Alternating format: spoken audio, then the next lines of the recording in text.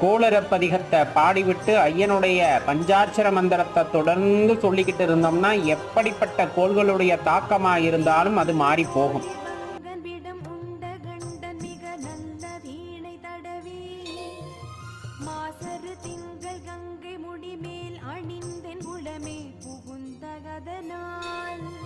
ஞாயிறு திங்கள் செவ்வாய் புதன் வியாழன் வெள்ளி சனி பாம்பிரண்டும் உடனே ஆசரு நல்ல நல்ல அவை நல்ல நல்ல அடியார் அவர்க்கு மிகவே.